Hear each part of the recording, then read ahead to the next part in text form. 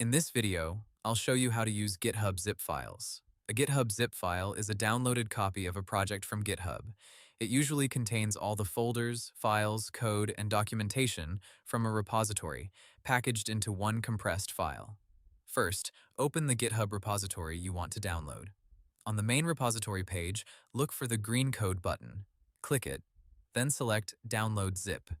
Your browser will download the project as a zip file to your computer, usually inside the Downloads folder. Next, find the downloaded zip file on your device. Before you can use the files inside, you need to extract it. On Windows, right-click the zip file and choose Extract All. On Mac, double-click the zip file, and it will automatically create a normal folder with the same contents. Once the folder is extracted, open it.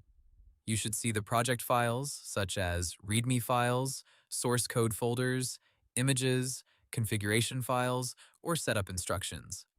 The README file is usually the best place to start because it often explains what the project does and how to run it.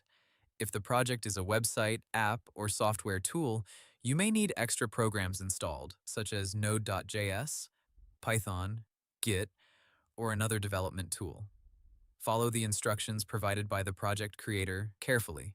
It is important to understand that downloading a zip file does not connect the project to Git.